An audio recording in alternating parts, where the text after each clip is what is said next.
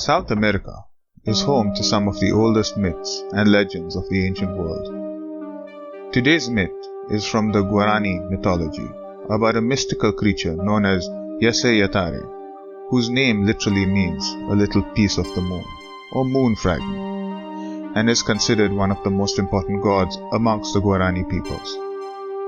According to the mythology, he is one of the 7 cursed children of Tao and Karana, and unlike his siblings, who have a monstrous appearance, Jasi Jatere is often described as being an enchanting small man, gnome or child, with light blonde hair and almost blue eyes. He carries with him a magical golden staff considered to be the source of his powers. It is believed that Jasi Jatere, like most of his siblings, resides in the dense forests of South Central America, and amongst other things he is considered the protector of the yerba mate plant, which is a popular tea in many parts of South America. Jasi Jatere is often referred to as the Lord of the Siesta, and in the most common version of the myth, he leaves the forest and wanders through the villages at the time of the siesta, especially during the season of the corn harvest, looking for disobedient children who are not napping. Although he is normally invisible, he reveals himself to these children and hypnotizes them with his magical staff, or he lures them into the forest with his hypnotic whistle.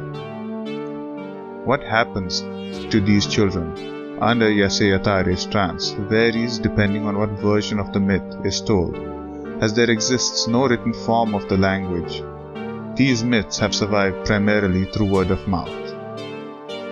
In the more wholesome version of the myth, Jasi Jatere is believed to be a friend to such disobedient children, playing with them in the forest, feeding them with fruit and honey, and when they are all worn out from play, Jasi Jatere returns them home safely with a magical kiss and no recollection of what transpired. In some versions of the myth, it is said that the children temporarily become deaf and dumb. The more darker and more popular versions of the myth, Jasi Jatere takes the children to his cave where he blinds them by poking out their eyes and imprisons them, keeping them alive on wild fruits and berries until they become feral like animals. Or in some versions, after becoming bored of playing with them, he drowns them in the nearby river. Other versions, Jasi Jatere takes the children to his brother, a ferocious sheep-like creature with fangs, who feeds on human flesh, and who devours the disobedient children.